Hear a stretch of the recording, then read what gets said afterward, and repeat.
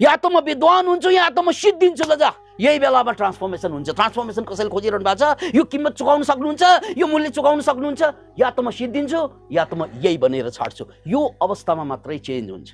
सारा विकल्प समाप्त गरी आउने पीडाले मात्रै मान्छेलाई रूपान्तरित गर्छ या त समाप्त गर्छ।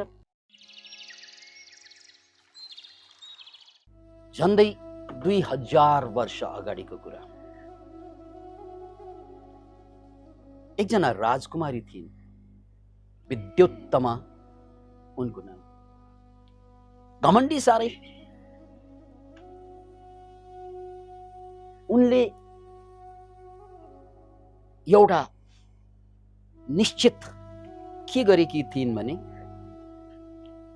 म बिहे गर्दै गर्दिन,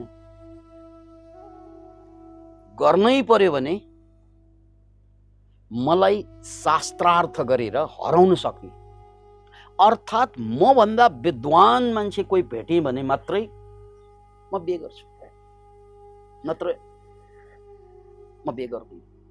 म भन्दा झुर मान्छे बिहे गर्ने अनि त्यसलाई पति परमेश्वर भनेर पुज्ने मबाट हुन सक्दैन। म भन्दा जाहिल खत्तम मूर्खलाई बिहे गर्ने अनि उसलाई मैले परमेश्वर भने यो मबाट हुँदैन। त्यसकारण उनले संकल्प लिइन्, जसरी मैले अध्ययन गरेर विद्वता हासिल गरेकी छु, मलाई हराउने कोही माइका लाल छ भने मात्रै म समर्पित हुन सक्छु त्यो पुरुषमा, अन्यथा म कुँवारी बस्छु। के बस्छु रे? कुँवारी बस्छु जिन्दगीभर। केही फरक छैन, यो प्राकृतिक हो।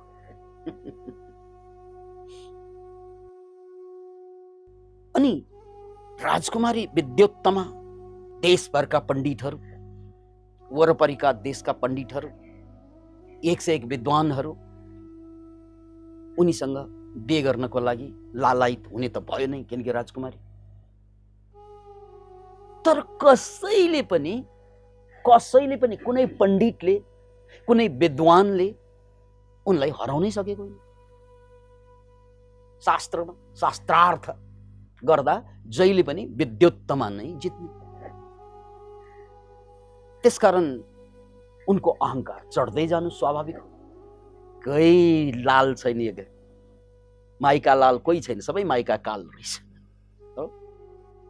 त्यसकारण उनको अहंकार झन्झन झन्झन चढ्दै गइरहेको थियो।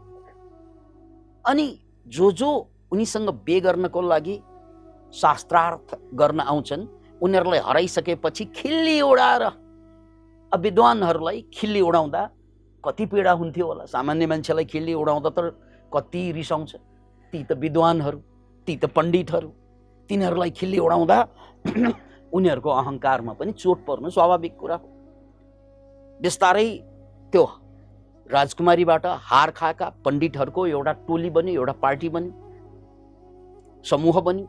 अनि यो समूहको षड्यन्त्र के हुन थाल्यो भन्नाले, यो राजकुमारीले हामी सबैलाई चाहिँ उडाए, खिल्ली उडाए।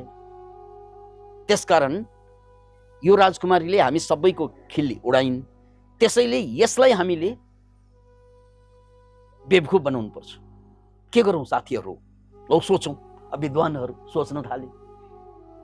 त्यसपछि उनीहरू सबैले के निश्चित गरे भन्ने, यो मान्छेलाई, यो केटीलाई देशको सबभन्दा मूर्ख भिडारै छाड्छौँ हामीहरू लोग्नेको रूपमा।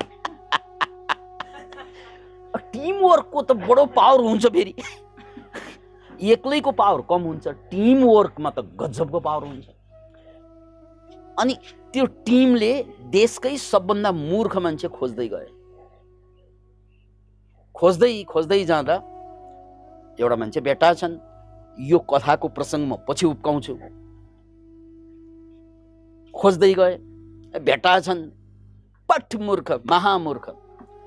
त्यसैलाई, त्यही मूर्खलाई, त्यही महामूर्खलाई अब के कुरा लाछन् भने, तिमीलाई विद्योत्तमा राजकुमारीसँग बिहे गराइदिन्छौ। बिहे गराउने भनेपछि को खुसी हुँदैनन्? सामान्यतया खुसी भए। यो महामूर्ख झनै बढी खुसी भए, महाखुसी भए, त्यो पनि राजकुमारीसँग। मैले के गर्नुपर्ने? तिमीले केही गर्ने होइन, तिमी चुपचाप बस्ने, गर्ने जति हामीले हो। तिमीले केही गर्ने होइन, गर्ने जति हामीले हो। तिमीलाई हामीले राम्रो लुगा लगाइदिन्छौँ अनि तिमीलाई हामीले गुरु मान्छौँ। त्यहाँ तिमीलाई राम्रो लुगा लगाएर गुरु मान्छौँ, त्यसकारण तिमी चुपचाप बस्ने मात्रै हो, राजकुमारीसँग शास्त्रार्थ गर्ने हो।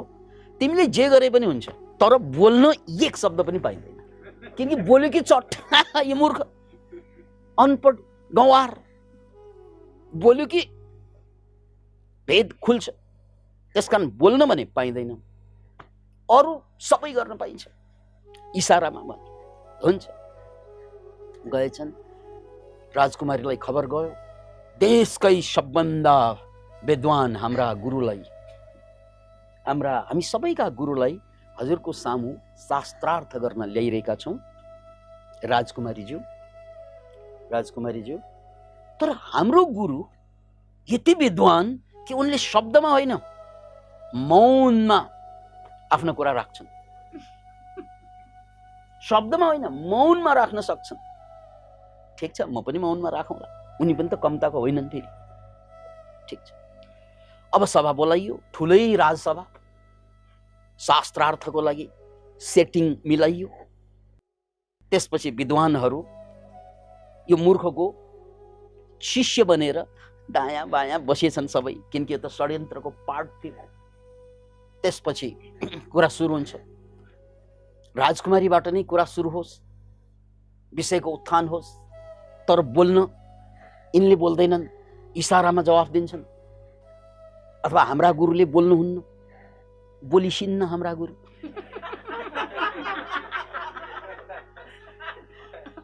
त्यसपछि यो नबोल्नेले कसरी मलाई जवाफ दिन्छ भनेर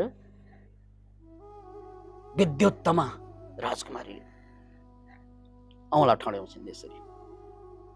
अब यो औँला ठड्याउनुको मतलब शास्त्रार्थमा के थियो भने एउटै सत्य छ, एउटै ब्रह्म छ, अरू त्यही ब्रह्मबाट सबै कुरा निस्केका हुन्। त्यसकारण अन्तिम सत्य भनौँ, परमात्मा भनौँ, परमेश्वर भनौँ, ईश्वर भनौँ, त्यो एकै तत्त्व हो, त्यसलाई ब्रह्म तत्त्व भनिन्छ। यसरी औँला च्याट्ट ठड्यो। त्यो त मूर्ख मान्छे अगाडिको त, विद्वान त होइन। यसरी हेर्छ उसले, किन ठड्याएको होला मलाई औँला। अब शास्त्रार्थ भनेको छ, जित्नु त मैले पर्छ भन्ने त भाव त दिएकै छ, तर बोल्न चाहिँ मिल्दैन, पाइँदैन।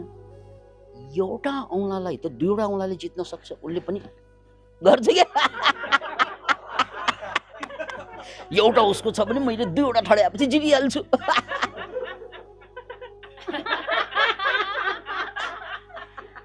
त्यसपछि त उनका चेला, तथाकथित चेलाहरू, षड्यन्त्रकारीहरूको टोली छ नि पण्डितहरू, उनीहरूले ताली पिटे, वाह वाह वाह वाह, गुरुदेव जय होस्, गुरुदेव की जय होस्, गुरुदेव की जय होस्, हजुरले जित्नुभयो गुरुदेव, हजुरले जित्नुभयो, सबैले जित्नुभयो, हजुरले जित्नुभयो। महाराज राजकुमारी त अक्कन बक्क, कसरी जिते यसले? मैले एउटा औँला ठड्याएको भनेको ब्रह्म मात्रै सत्य हो, यो दुईवटा देखाएर चाहिँ कसरी सत्य, कसरी कसरी भनेर सोधे। यो मूर्खलाई त बोल्न दिएको होइन। अनि पण्डितहरू बोल्न थाले, ईशानी माफ होस् राजकुमारीज्यू, हजुरले यसो गर्नुको मतलब एउटै मात्र ब्रह्म सत्य, ब्रह्म मात्रै सत्य भन्नुभएको हो। हो त्यही त हो।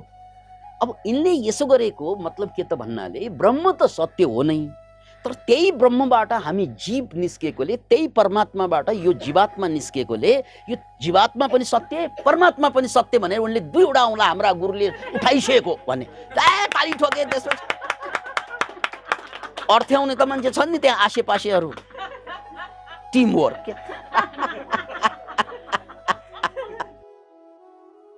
विद्युत्तमा राजकुमारी कन्भिन्स भइन्, हो त नि, किन भन्नाले ब्रह्म त सत्य हो नै, एउटै ब्रह्म, त्यही ब्रह्मबाट, त्यही परमात्माबाट, ब्रह्म भनेको परमात्मा हुन्, त्यही परमात्माबाट हामी सबै जीवात्मा निस्केकोले एक त सत्य हो नै, तर त्यसबाट दुई निस्केको, परमात्मा र जीवात्मा। त्यसपछि अब राजकुमारले फेरि गम्भीर सोचिन्, अब के गरौँ? यिनले दुई औँला ठड्याए, 5 औँला ठड्याए। अब त्यो 5 औँला ठड्याउनुको शास्त्रीय अर्थ के हुन्छ त भन्नाले यो सारा सृष्टि पञ्चतत्त्वले बनेको छ। यो ब्रह्म पनि पञ्चतत्त्वकै रूपमा सगुण रूपमा उत्पत्ति भएको हुन्। अथवा हाम्रो शरीरमा 5 वटा तत्त्व पञ्चतत्त्व र 5 वटा ज्ञानेन्द्रिय, 5 वटा कर्मेन्द्रिय हो, 5 वटा तन्मात्रा, यानि 5 ले सबै कुरा जनाउँछ। त्यसैले 5 यसरी ठड्या। त्यो मूर्खले सोचे अब किन यसले 5 वटा ठड्याएको, अब यो 5 वटा ठड्याएको भनेको त मतलब मलाई चाहिँ मुखैमा झापड हानिदिन्छु भनेको होला। यो ऊ त मूर्ख हो नि, उसले अर्थ त त्यही लाउने। यसरी मतलब तँलाई यसरी हानिदिउँ भनेको होला। त्यो म कम्ताको हुन्छु र म याद राख्नु, सबै मूर्खलाई आफू विद्वान लाग्छ, महान लाग्छ। उसलाई पनि त्यही लागिरहेको थियो, म कम्ताको छु र यिनले यसो गर्छ भने म गर्दै के उसले यसरी हान्यो भने म यसरी हान्छु गरे। हाम्रा गुरुले जितिस्यो, हाम्रा गुरुले जितिस्यो। विद्योत्तम छक्क भए, किन यसो गरेर कसरी जित्यो? हजुरले राजकुमारीज्यू, हजुरले यसो गर्नु भएको मतलब यो पञ्चतत्त्वले सबै कुरा बनेको हो। 5 वटा इन्द्रिय हो, 5 वटा ज्ञानेन्द्रिय कर्मेन्द्रिय भन्नुभएको हो। यो त हामी सबैलाई थाहा छ, हाम्रो गुरुलाई थाहा नहुने कुरा भएन। अब हाम्रो गुरु महाराजले यसरी देखाउनुको मतलब त्यो 5 वटा इन्द्रिय पनि 5 तिर फर्क्यो भने त्यसमा कुनै ताकत आउँदैन, त्यो एक हुनुपर्छ अनि मात्रै ब्रह्म सिद्ध हुन्छ भनेको। त्यसकारण हाम्रा गुरुले जितिस्यो।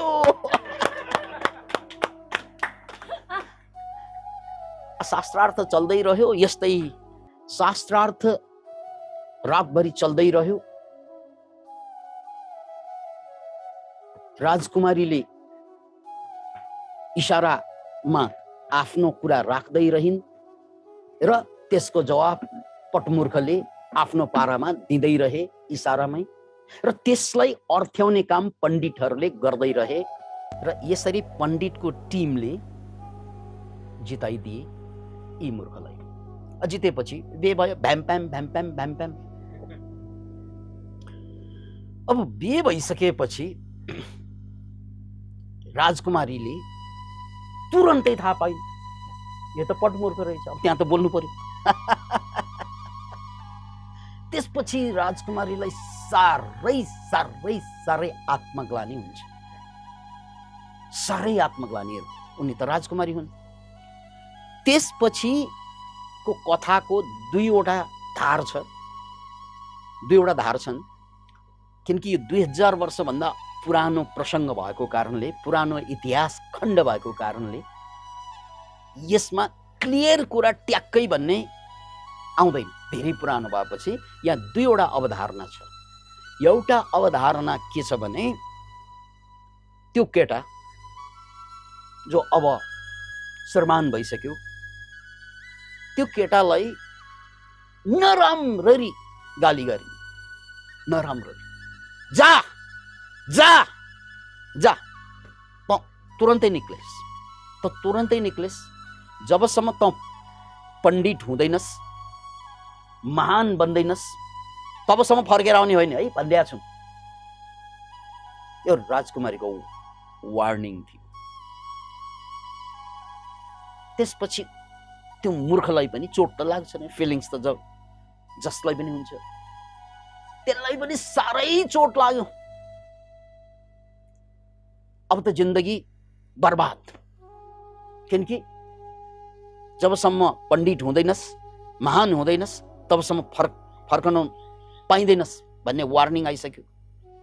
भनेपछि जसरी पनि जसरी पनि मलाई पण्डित हुन्छ, जसरी पनि मलाई विद्वान हुनु छ। अब त्यहाँ हेर्नुहोस् है, अब सम्पूर्ण विकल्प जिन्दगीको समाप्त भयो। या त विद्वान भएर फर्कने, या त सामान्य भएर मर्ने।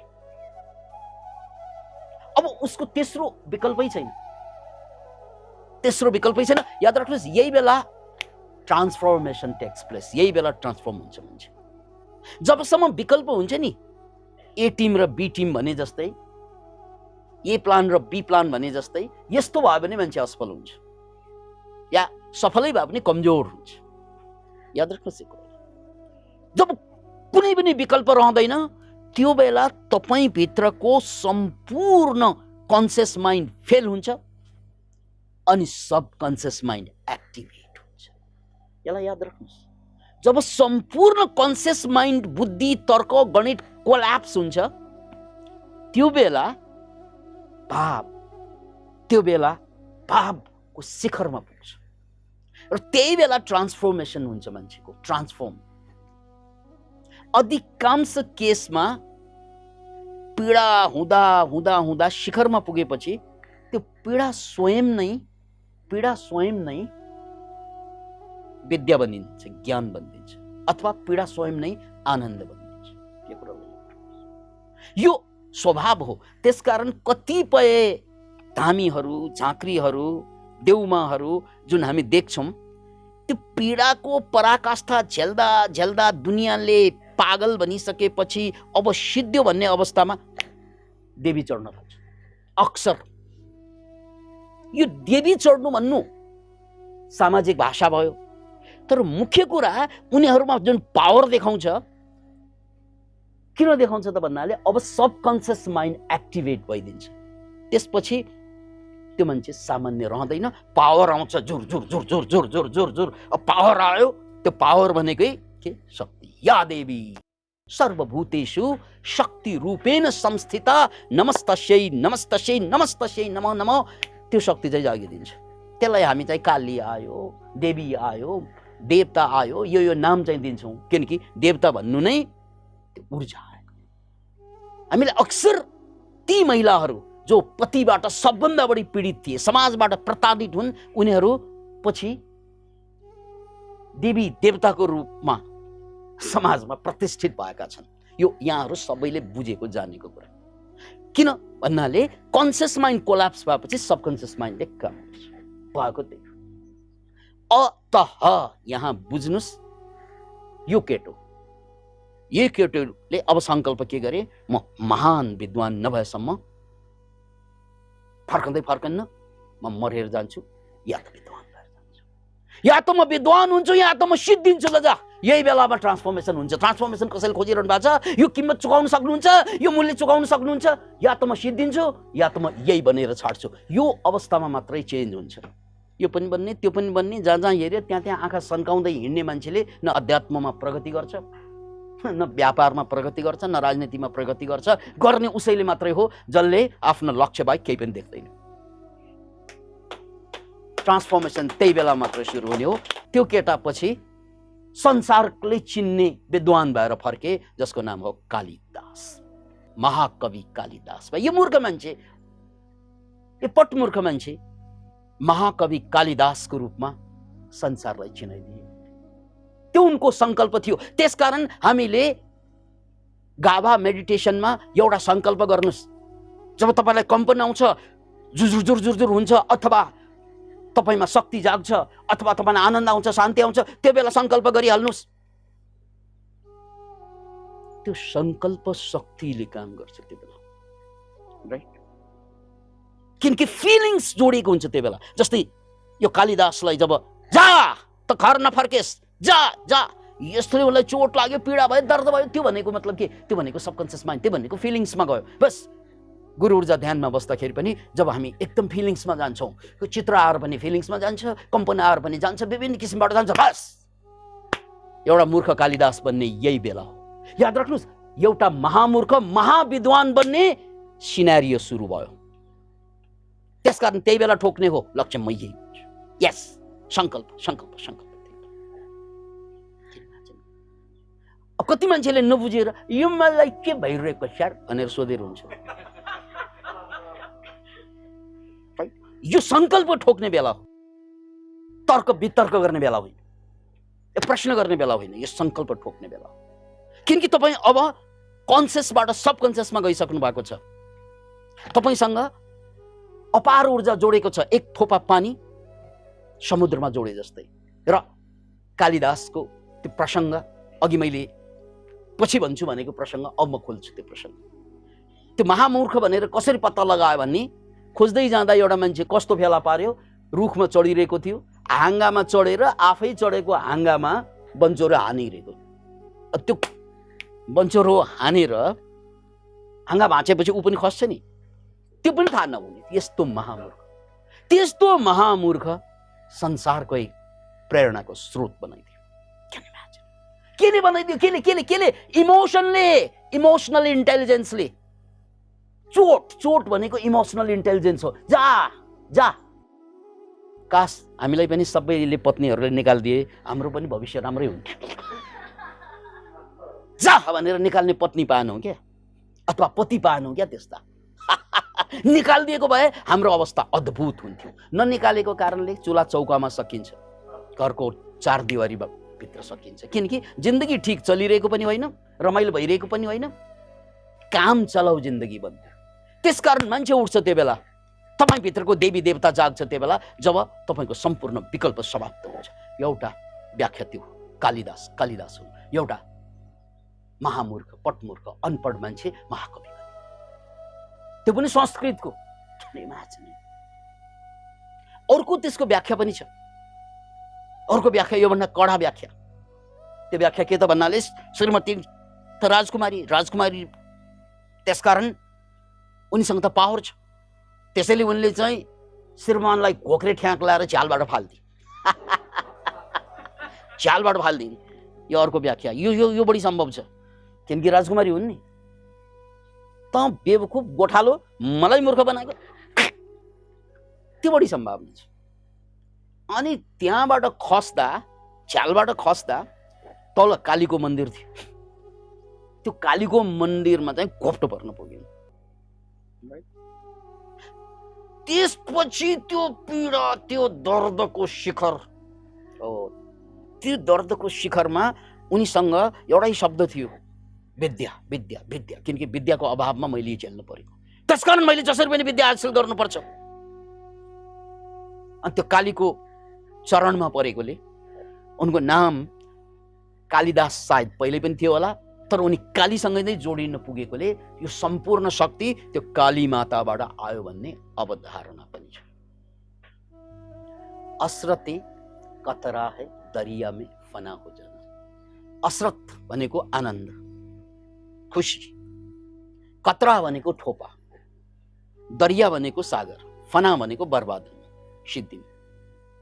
यो ठोपा पानीको, एक ठोपा पानीको सबभन्दा ठुलो आनन्द केमा हुन्छ? ऊ सागरमा बर्बाद हुनुमा। केमा बर्बाद हुनुमा रे? अन्य ठाउँमा होइन, कचौरामा बच्नुमा होइन, थालीमा बच्नुमा होइन, ग्लासमा जोगिनुमा होइन। यो एक ठोपाको सबभन्दा ठुलो आनन्द केमा हुन्छ?